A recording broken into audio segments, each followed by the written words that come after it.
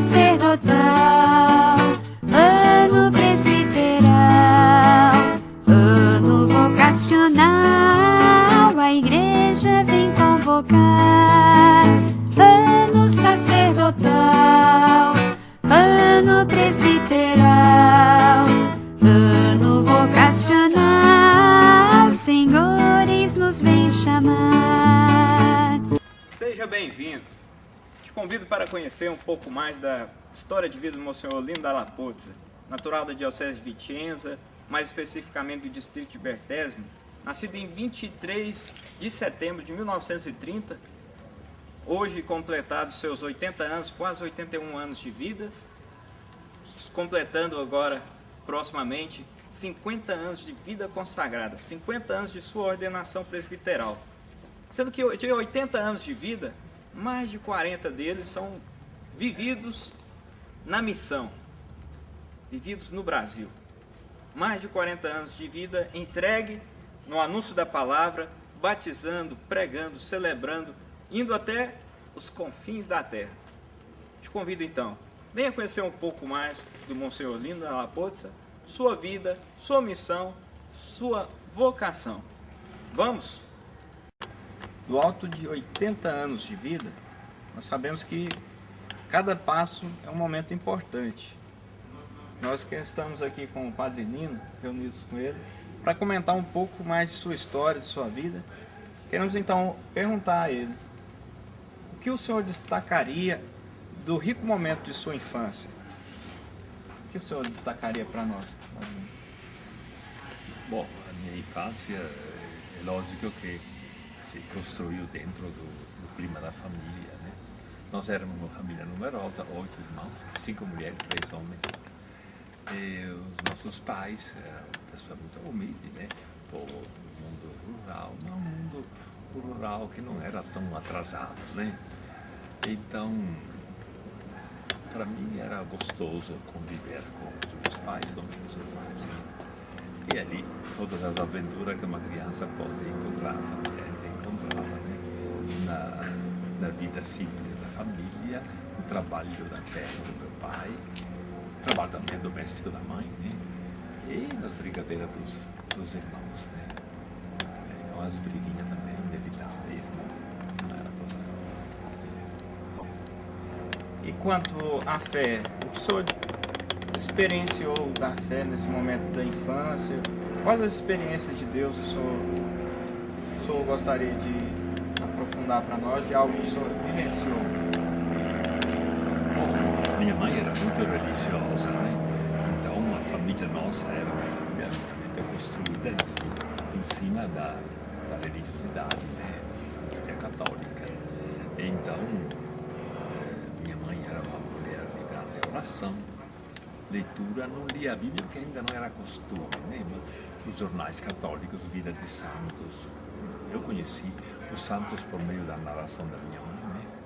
De São Francisco, de São João Bosco, de São, o fundador dos monges, da Santa Escolástica e São Bento, né?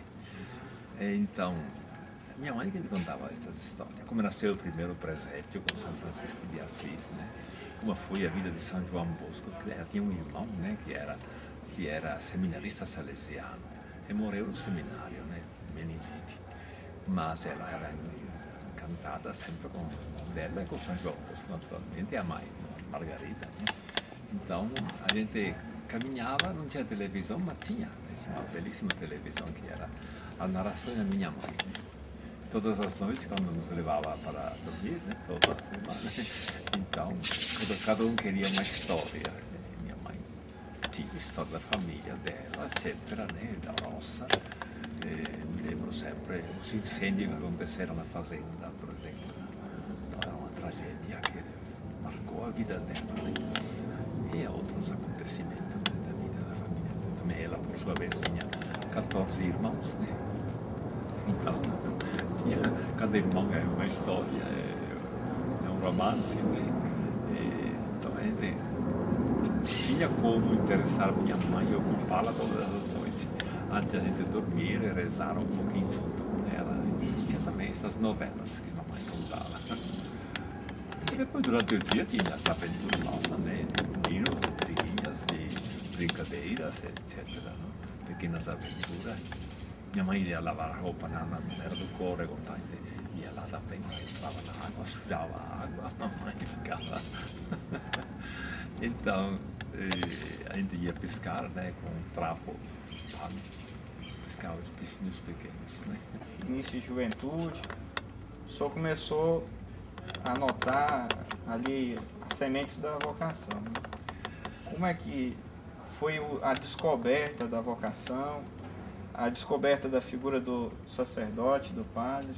Como foi essa questão? O que o senhor destacaria também? Bom, eu acredito que a vocação nasceu no contexto da paróquia, né? E também da família, lógico, né? Em casa se rezava o terço todas as noites, né? Com minha mãe. E na paróquia eu participava com a catequese, com a ação católica, com o trabalho do oratório, que era o lugar de acolhida das criançadas, né? Precisamente durante o domingo, né? Porque durante a semana tinha pouca atividade em paróquia, né? Mas essa presença da paróquia, ainda aquela coroinha, né? Também, né? Passou o tempo. E vários amigos também entraram no seminário, né? Coroinha especialmente, né? Então, mas eu nunca tive um grande interesse para... Mesmo que em casa eu fazia o estarzinho, eu celebrava a missa com os meus irmãos, né? Brincadeira, mas era sério, eu participava com seriedade. Mas com 18 anos que eu me despertei para o interesse vocacional, né? Também porque naquele tempo outros irmãos foram ordenados padres, outro colega da família, esse colega da paróquia, né? Foram ordenados padres, um comboniano, um franciscano, outro franciscano, aí já me lembro, e vários diocesanos, né? E a gente sabe que antes do senhor entrar mesmo para o seminário, o senhor viveu uma vida, de certa forma, comum. O senhor até teve um trabalho, o senhor trabalhou como alfaiate, não é? Antes trabalhei nos secos e molhados, né, quando era mais pequeno, né? Garçom, né, uma loja de secos e molhados, gêneros alimentícios, né?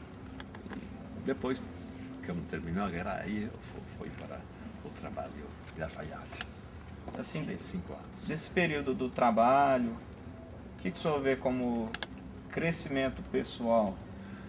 Foi bom porque também a gente fica se disciplinando, né? Porque horário é horário, tem que levantar cedo, ir para o trabalho, etc. Não tínhamos nem bicicleta, muitas vezes precisava ir de a pé, né? Eram 4 quilômetros, era bastante, né? 3,5, 4. Então, chuva, frio, neve, né? Não era mole, não. Mas a gente estava acostumado, né? Então também aí fazia amizade com os colegas de trabalho, né? Os meninos, as meninas, né? Foram também experiências belas. Tinha também minha irmã que trabalhava junto comigo, minha gêmea, Lina, trabalhava também na mesma alfaiata.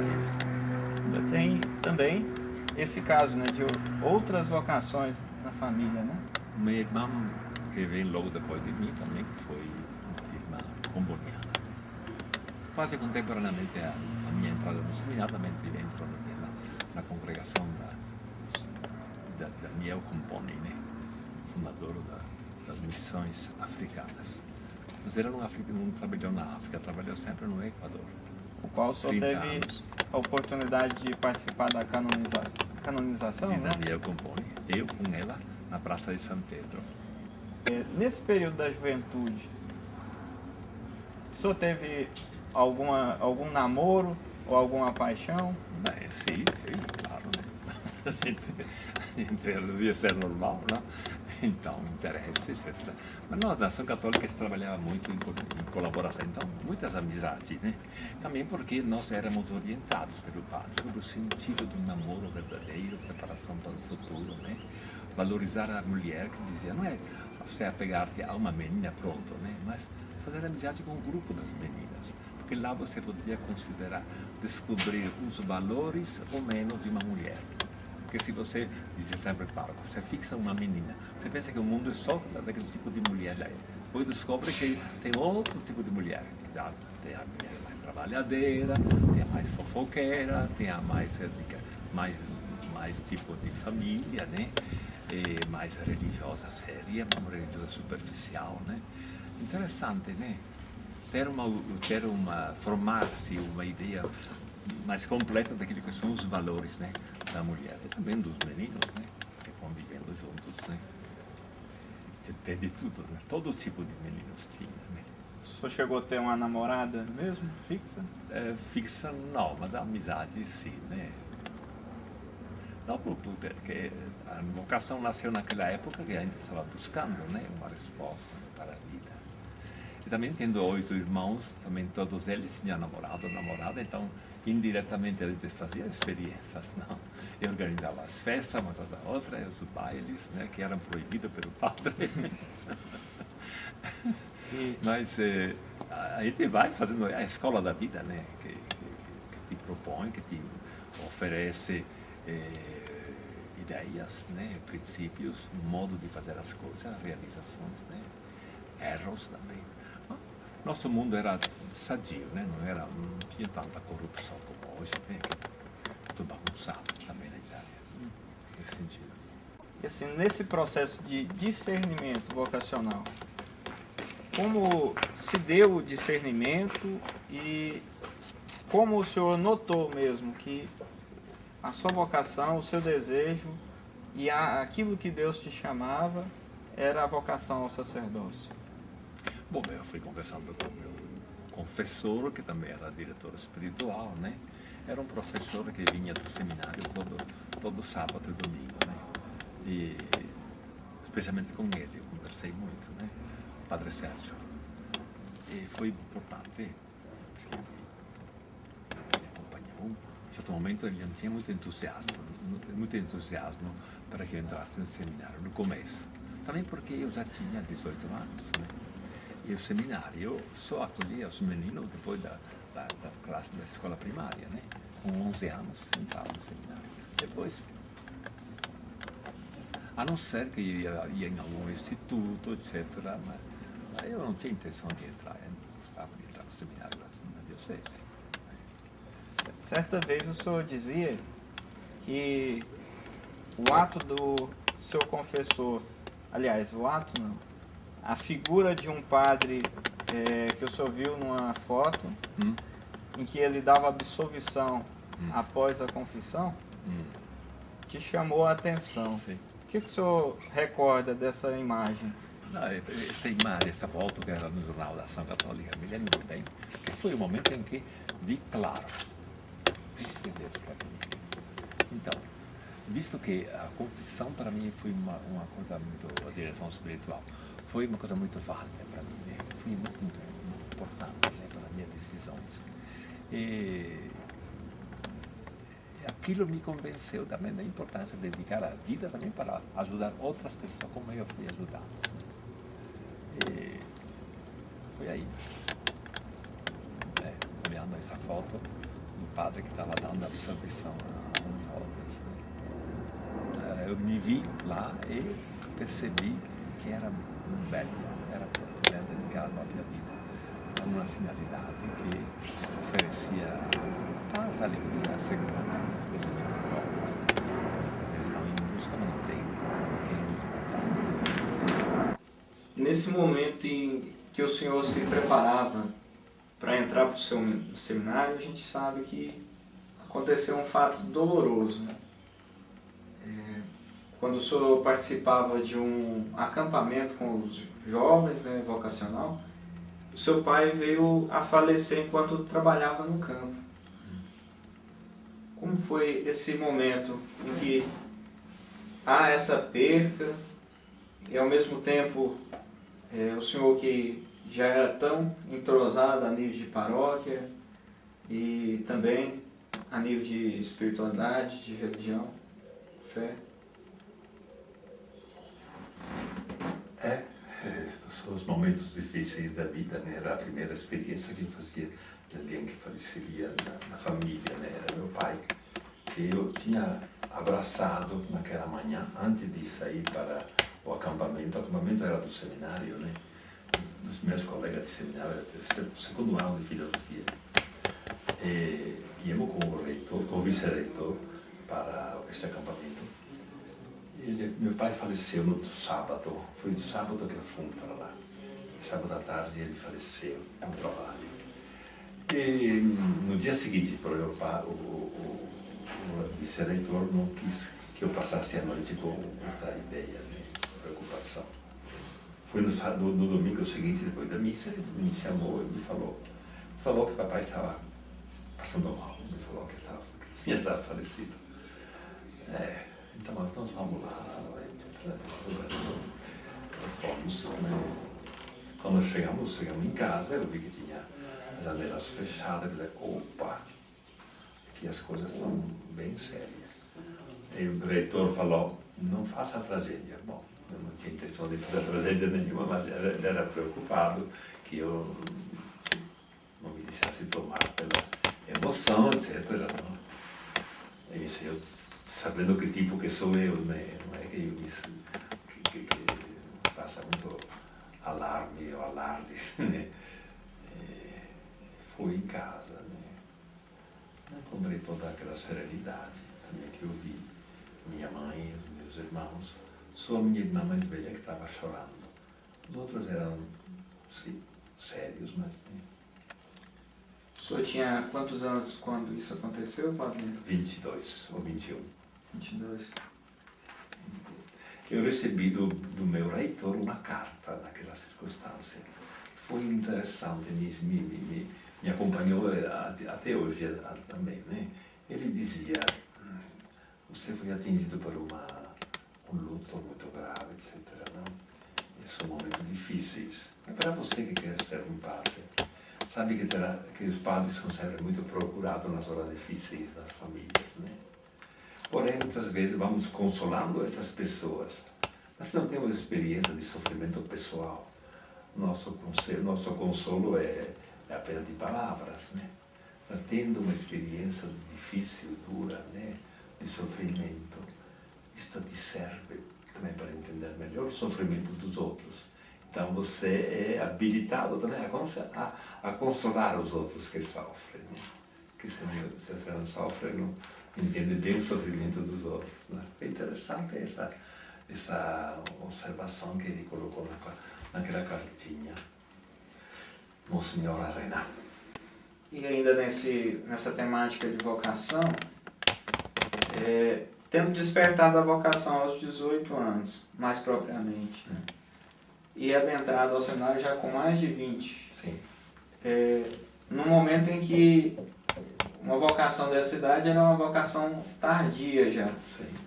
Como foram os desafios para, tanto a nível com os próprios formadores, para ser aceito no seminário, a dificuldade mesmo de adaptação dentro do seminário, como foi esse momento? Adaptar-se, fazer a renúncia, né? Deixar a casa, a mãe, campos, filhos, filhas, a renúncia. O que o senhor vê nesse momento assim que o senhor também merece destaque? Bom, eu lembro que já sabia mais ou menos como que era a vida de seminário, então a gente foi aos poucos deixando o trabalho. O diretor do nosso laboratório dizia, será que você vai? Etc. Não? As dúvidas que pôr. A maioria das pessoas sempre me incentivaram, né? E também dentro do seminário, e que também os professores tinham um pouco de compreensão, né? Mas também exigia de mim, porque ele dizia, você é mais adulto, os outros são adolescentes, você tem que ser. Mas não encarei como foi uma coisa fora do comum, né? Porque a família da minha era numerosa, então era já uma comunidade onde a gente devia se destrejar, né? Para conviver bem, né? E também no seminário eu não fui. Aliás, os primeiros 2 anos eu fiquei externo. Eu ficava em casa e de bicicleta ia para o seminário, ia estudar, depois eu voltava para casa. Não? Fizeram esta exceção para mim, né? Ponto considerando o fato que eu não era adolescente como os meus colegas, né? Depois entraram, porém, também algum outro já de idade, quer dizer, eu era do 30, tinha o Mário, que era do 31, tinha o Torino, que era de 32, tinha Mariano, que era de 33, quer dizer, que tinha também alguns mais próximos da minha faixa etária, né? E o senhor entrou com quantos anos exatamente? Bem, eu entrei para morar no seminário com 21. Entrei para fazer a filosofia. Fiz o ginásio e completei o ginásio em casa, né? E antes disso, né, dando um passo atrás ainda, né, até mesmo um passo antes mesmo da perca do seu pai, né? Como que era a relação pai e filho? Bom, nossa relação era muito boa, porque papai era um grande trabalhador, um homem de Deus, um homem sereno, um homem amigo de todo mundo, um homem que frequentava ambientes diferentes, né? Tinha um amigo que de vez em quando ia num bar, mas ia com esse amigo assim, né? Senão, pai, de manhã tinha missa na igreja, né? À tarde tinha vésperas e catecismo dos adultos. Papai e mamãe participavam do catecismo dos adultos. Nós éramos crianças, tínhamos a catequese, e depois tinha a atividade da ação católica, e depois tinha o oratório, onde a gente brincava, né? Então o domingo era bem paroquial, né? E meu pai vivia, mesmo que era um tipo um pouco introvertido, né? Porém, introverso ou introvertido? Introvertido. Mas era muito paterno, muito amigo nosso, né? Sim. Também preocupado com os problemas também econômicos, né? E com a profissão dos filhos também, né? Que tem que procurar de engajar os filhos no mundo do trabalho, porque a terra do meu pai era pouca, né? Não era suficiente para sustentar toda uma família a regime agrícola, né? Então, minha irmã estudava, outra fazia para cabeleireira, outra fazia costureira, roupa, né? Minha mãe tinha uma horta, tínhamos as galinhas, os porquinhos, etc. Tudo que se usa na vida do mundo agrícola, né? A família de agricultores. Era uma vida, sim, simples, assim. Não sofremos mais a tragédia da guerra, porque também tinha a tia nossa que morava perto e que nos ajudava também economicamente. Sim, ela era solteira, uma mulher santa. Ela morou junto com meu tio, que era padre. O irmão do meu avô era padre. E o irmão do meu bisavô também era padre. Os dois trabalharam juntos, né? E minha tia, irmã do meu pai, era como se diz, a governanta na casa dos meus tios padres, né? Então tinha toda uma formação também religiosa. E assim, até a mesma terra que tinha meu pai também, ela tinha, então, ela não era casada, ajudava bastante a nossa família também, sim. Assim, padre recém-ordenado, em quais paróquias da Itália o senhor trabalhou? E como foi essa experiência pastoral primeira? Bom, a primeira experiência nossa era clero diocesano, então trabalhar na diocese de Vicenza, né? E ali que a gente trabalhou. Trabalhou em geral tendo um número bom de padres, né? Os primeiros anos, 7 e 8 anos de padre, você fazia em paróquia com outro padre, com pároco. Ninguém saía do seminário pároco. Ninguém, era um absurdo pensar na coisa desse tipo, né? Eu precisava fazer uma experiência junto com outro padre. E é muito importante porque a gente aprendia toda a parte administrativa, a parte também litúrgica, né? Pastoral, né? Com a juventude, com a catequese, com as construções, né? Com várias atividades pastorais, né? Os enfermos, a saúde. E quais as paróquias o senhor trabalhou na Itália? Só uma paróquia, por 10 anos fiquei, com o mesmo pároco. E qual foi? É? Qual foi? O pároco? A paróquia? A paróquia Sagrado Coração de Jesus de Schio, na periferia de um centro industrial. Um dos primeiros centros da indústria que nasceu em 1800, né? Indústria têxteis. E como foi trabalhar assim com um local cheio de operários, pessoas Sim. que às vezes não tinham tempo para Exato. rezar, Exato. explorar? Era uma das paróquias menos religiosas devido ao fato que o povo era absorvido pelo trabalho. O trabalho era 3 turnos, né? Tu trabalhava das 6 da manhã às 2 da tarde, das 2 da tarde às 10 da noite, das 10 da noite às 6 da manhã. Então, homens e mulheres trabalhando com esse ritmo, né? Então, também foi homens casados, etc., né? Com um turno diferentes. Passava talvez alguns dias sem se encontrar em casa, né? O marido e a mulher. Isso não é bem para a família, né? E também para os filhos que ficam semi-abandonados. Tinha creche, tinha escolas, tinha tantas atividades para acolher as pessoas, orfanatos também, né? Porque era a cidade inteira toda em função da indústria, né? E quando o senhor chegou com o barco e atracaram ali no Na porto, Baía de Copacabana, né? qual foi a primeira impressão? Rio de Janeiro. Nossa, era a descoberta da América mesmo. Foi belo, né? Foi belo. Aliás, foi de segunda-feira, dia 6 de setembro. O povo de Rio estava preparando-se para celebrar os 150 anos da independência do Brasil, né? O presidente Garçazu Médici, Emílio Garçazu Médici, ia de Brasília, ia para Rio, Rio era ainda meio capital ainda, né? Não era toda transferida para Brasília ainda, né? Até o Ministério do Exterior estava ainda no Rio, né? E o presidente Médici foi fazer a celebração oficial de 150 anos foi feita lá no Rio, né? Nossa, a cavalaria, os militares, me impressionou no dia seguinte, dia 7, né? Toda essa andança, nossa, falei com o Padre Máximo, tornamos ao tempo da guerra, todos esses militares. Nunca tinha visto uma manifestação militar assim, porque depois que terminou a guerra, os italianos nunca fizeram uma marcha, uma manifestação com os militares. O abandono do fascismo, né? Tanto que o povo dizia que tomou raiva da pátria, os italianos, porque a guerra os tinha desmontado, né, de todo o entusiasmo, né, porque se sentiam traídos pela própria guerra, não? Um pouco, tantos mortos, etc., não? Tanta destruição.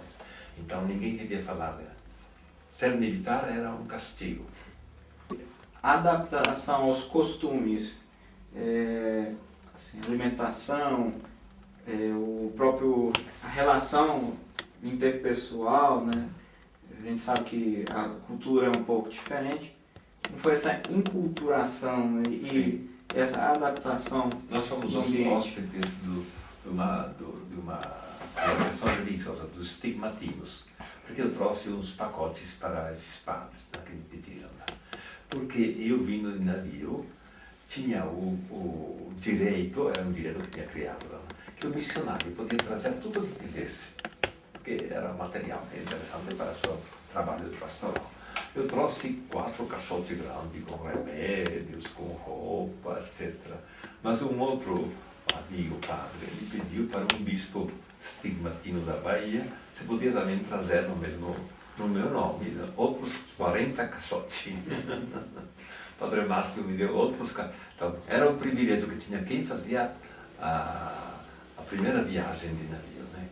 Então eu trouxe um saco de bagunça. E coisas, né? Assim, E fomos hóspedes, então, na casa dos padres stigmatinos. Ficamos lá uma semana porque tem que fazer desdoganar, como se diz, alfândega, né? Tem que controlar tudo. Principalmente eu trouxe remédio, não? Então tem que ver se tem droga dentro aqui, porque tinha esse problema, me dizia o médico que estava fazendo o exame. Uma semana fiquei lá no porto depois. E ia da casa dos padres até o porto toda manhã, virou passeio. Né? Todo dia. A primeira alimentação, a primeira alimentação naquela noite, não. Agora, assim, aqui no Brasil se faz assim, cada um pega um prato e coloca um pouco disso, um pouco disso. Quando o prato está cheio, é hora de comer, pode comer. Eu sei que tinha, entre as coisas, tinha também um mamão, que eu nunca tinha visto um mamão, né? Essa é uma fruta importante aqui no Brasil. Ela vem aqui do Rio, viu? Aí ela me mostrou que fora tinha os pés de mamão, né? E cara, ali que é o mamão, né? Então eu comi o mamão pela primeira vez. O padre colocou um disco, né? Tocando o hino nacional da Itália e o hino nacional do Brasil. E a língua foi... O senhor já tinha feito alguns estudos na Sim, Itália? Na Itália, um curso de preparação, né? Em Verona, tem um seminário para a América Latina. Então aí todos os candidatos se preparam, ficam 3 meses, né? Estuda a língua, estuda a história aqui, estuda a vida do Brasil, etc. Estudo eclesiástico, etc. A história da igreja daqui. E vêm sempre os professores daqui. A maioria eram daqui, os professores das aulas. A língua portuguesa eram os padres que estavam de férias, então eles ajudavam no seminário a dar aula de português e de espanhol para as duas Américas, né? E a hora da homilia? A hora da homilia, me lembro que eu não entendia nada no começo, que o padre falava, mas não entendia, quando falava em português só. Nossa, aí eu entendi que o povo sofre quando o padre fala, o povo não entende. E o senhor chegou para... E o pior é que ainda hoje o povo fala, você não é brasileiro, não? Nossa, eu sou paletano que estou aqui ainda não aprendi. Isso me arrasa muitas vezes, sabe? O senhor veio para trabalhar na Diocese de Ipameri, né? Sim, senhor. Chegando na Diocese de Ipameri, uma diocese recém-criada, criada em 66, o senhor chegava em 71.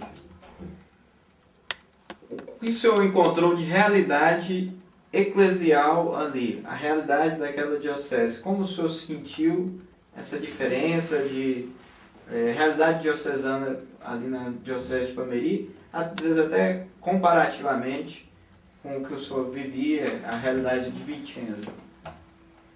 Bom, aqui é uma diocese extensíssima para mim, né? Territorialmente muito extensa, né?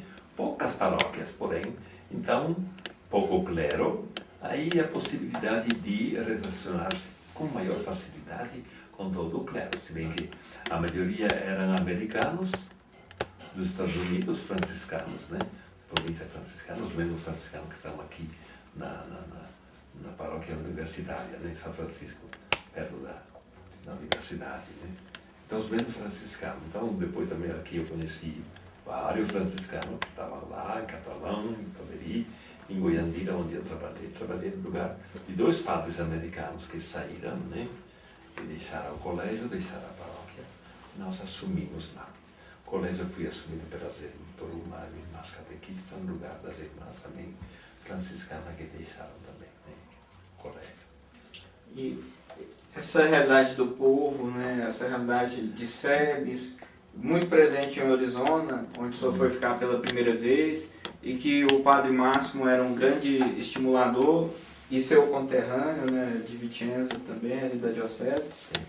O que o senhor viu, assim, dessa realidade? Eles estavam começando também a formação das comunidades de base, né? Que não era bem como acontecia aqui em Goiânia, pior ainda, em Goiás Velho, em São Félix de Araguaia, eram todos... Lá era situação quente, né? Também todo o latifundiário, né? Então tinha uma luta para a terra, né? Uma coisa que não existia porque não tem latifundiário, né? Tem algumas grandes fazendas assim, mas muito relativa, né? É como aqui no programa de Goiás. Lá foi. Nosso ambiente era mais assim. As comunidades de base eram comunidades muito grupo do evangelho, né? Mais que outra coisa, né? Não tinha uma estrutura, as comunidades de base, de tipo sindical, como, né? E muitas vezes essa coisa que criou um mal entendido também, um mal interpretado das coisas, não? Para mim, a comunidade de base é a igreja normalíssima. É a igreja que nasce na base, a igreja do povo, né? e responsabilizando mais as pessoas. E os humildes, especialmente na periferia da cidade e nas roças, eram as comunidades mais vivas, porque não tinha televisão. O interessante é que em Orizona é uma realidade diferente, a parte, talvez até mesmo de toda a Diocese de Pameri, Sim. e às vezes diferente até de uma realidade de Brasil mesmo. Sim. Ela é uma realidade em que a maior parte da população vivia na zona rural e até hoje, né, Sim, vive sim. na zona rural, com comunidades espalhadas por todo o território. 70, 80 comunidades, né? E vocês, na nossa diocese com tão pouco clero, né, uma realidade, se não fossem as comunidades de base que se reúnem para refletir a palavra, para a oração, né, seria um desafio maior ainda para o padre conseguir atingir e levar essa mensagem. Né? E como o senhor bem ressalta, né, é a realidade da igreja. Fazer chegar a fé a todos, né, e tornar vínculo familiar. No Brasil, em Ipameri, o senhor trabalhou com 5 bispos, não foi? Nunca fiz lugar, pode ser. O senhor trabalhou com 5 bispos em Ipameri? Dom Gilberto, Dom Antônio, Dom Tarcísio, Dom Guilherme, Dom Guilherme, e antes Dom Geraldo Alves, Geraldo Ávila. e agora no Brasil, em Goiânia, Dom Washington. Na Itália ainda teve outros, né, que o senhor conviveu. Como foi esse relacionar-se com o bispo? Lembrando que no dia da sua ordenação, o bispo segurou nas suas mãos e disse: prometes obediência? Prometi-me que obediência a sucessóribus meis. Prometo. Como foi essa? Também são momentos de grande emoção, né? Mas também você está preparado, né, para isso, né? Tem todos os anos de caminhada, né, que te prepara e que te conscientiza. Então, como se diz, se dá per scontato. Sim. Mas é uma realidade que é também, né, desafiadora. Né? E o senhor chegou a ter momentos de dificuldade? Não. Minha vocação adulta, então já refleti. Antes de começar, já tinha bem refletido, né, sobre essa realidade. Não. Claro, nem sempre é fácil, né, porque é lógico, né, mas eu entrei que era já maduro, o reitor, o vice-reitor, te considerava já uma certa maturidade, né. Então não teve grandes momentos de dificuldade, de crise, etc. Não? Os meus colegas sim, porque naturalmente eram mais novos, então passavam a adolescência, né, processo de mudança, etc. A verdade é que a maioria não desde como começo, que tivemos em 4ª, 5ª ginásio, eram uns 70, 80. Depois, menos de metade ficou fora, né? E nessa fase, né, que era normal que acontecesse. A questão do seu trabalho na Diocese de Ipameri, o senhor chegou a trabalhar em quantas paróquias, padre? Eu comecei em Goiânia, né? Fiquei 13 anos em Goiânia, no Goró. Os primeiros 13 anos sempre lá. Eu não sonhava outra coisa, gostava da vendilhagem, etc. Não brigamos muito, né? Tínhamos a igreja brasileira que nos deu, como se diz, pano para a obra. Como se diz a expressão daqui? Essa expressão. Pano para a manga. Então, mas foi também se apagando essa igreja.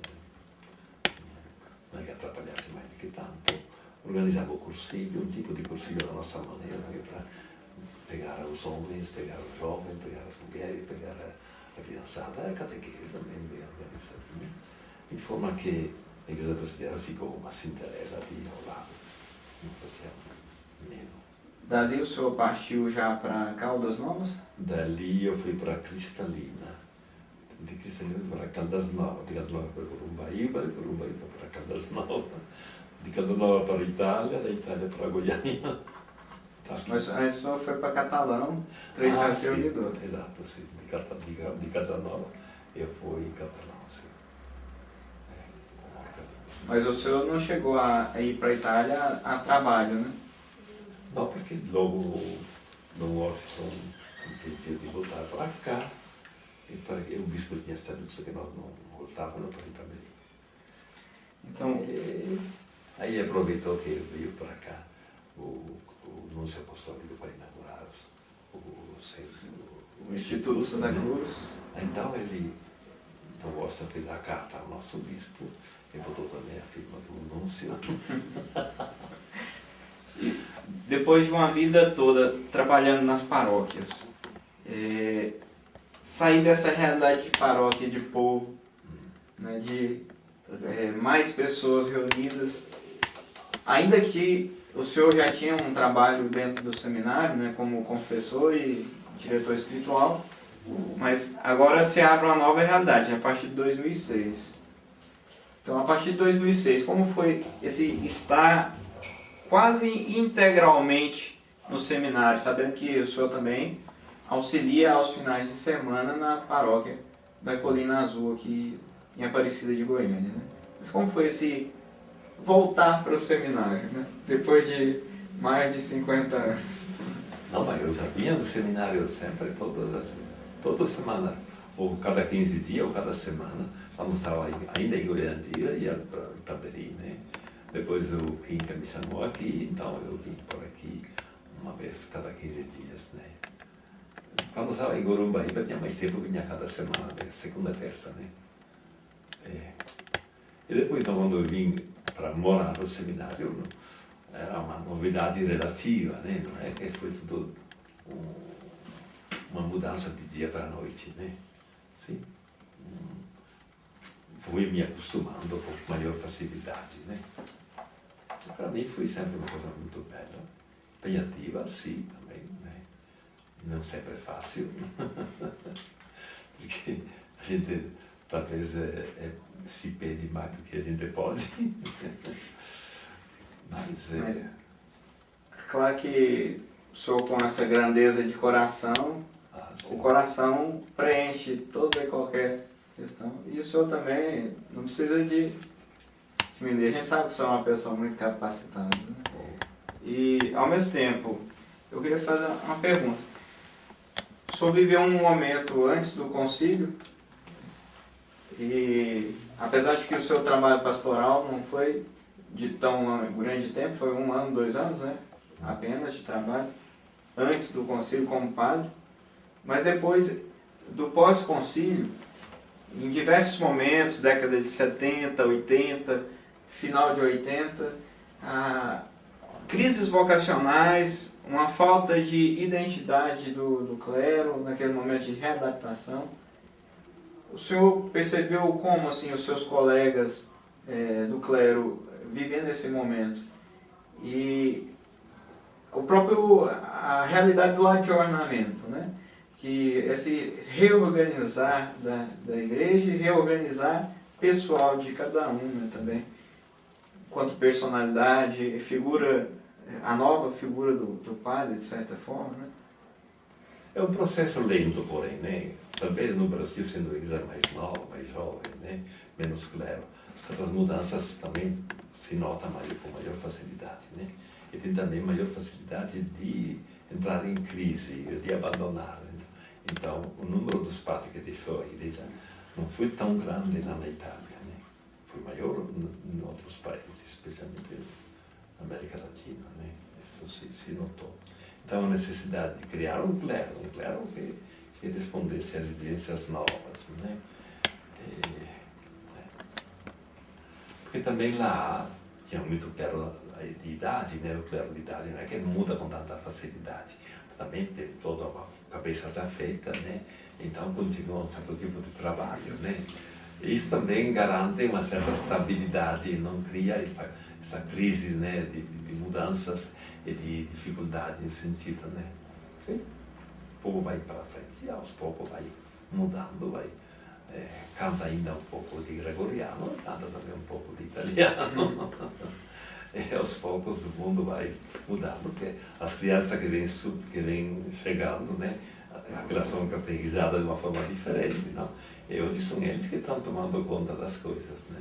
Tem outro tipo de teologia, outro tipo de seminário, outro tipo de formação, também a juventude de lá, né?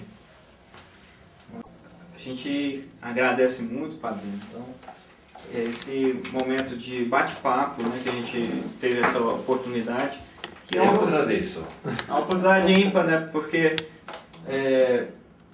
completar 80 anos de vida, 50 anos de sacerdócio, dar graças mesmo, né? Agradecer a Deus, louvar e pedir muito mais do que Ele nos conceder e ao Senhor também. E ao mesmo tempo, a gente fala da nossa particularidade, né?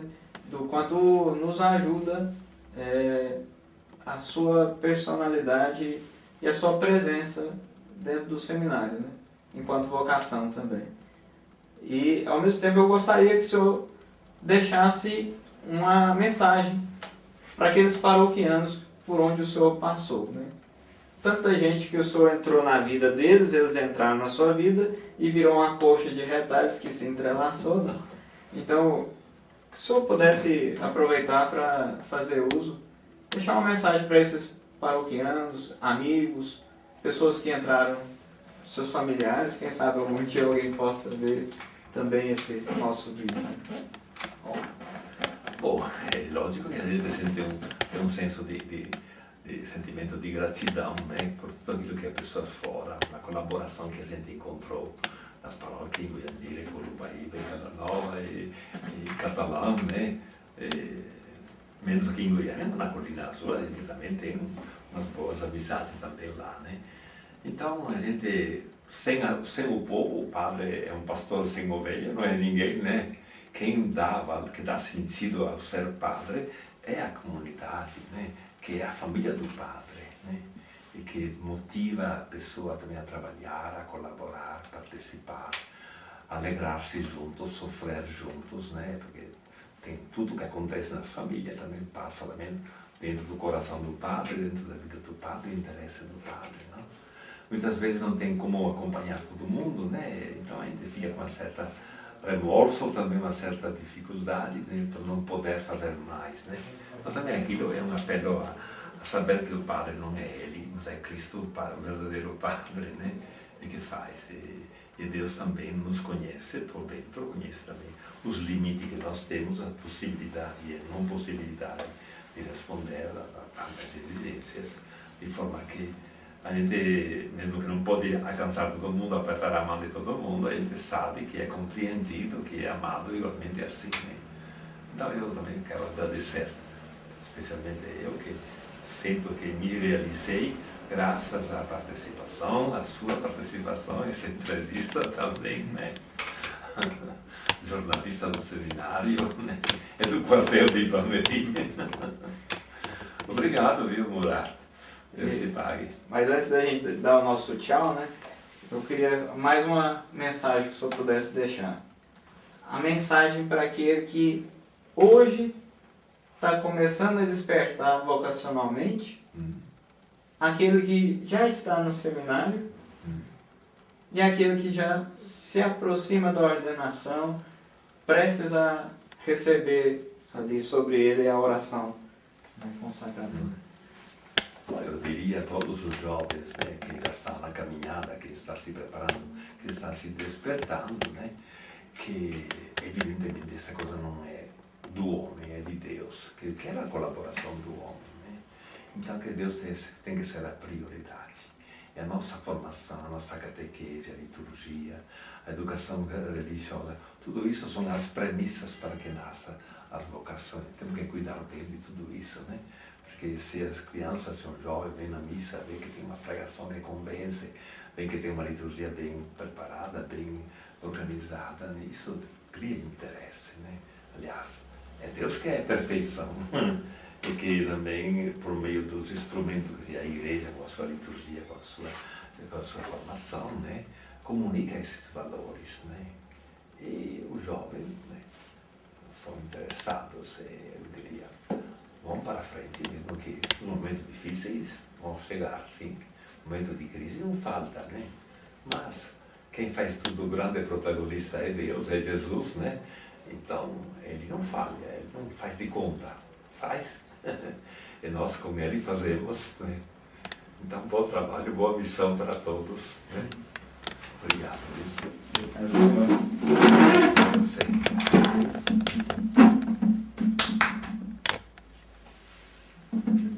Obrigado. Parabéns. Uhum. Parabéns pelos 50 anos de vida consagrada. Parabéns por essa entrega de vida. E parabéns pela pessoa que é. Obrigado. Parabéns para você também. E para o nosso operador cinematográfico que não aparece, né? Com certeza, lá do céu tem muita gente olhando por nós, né? Sim. E com certeza seu pai, sua mãe Os estão meus muito irmãos. realizados. Seus irmãos. Parabéns. Obrigado.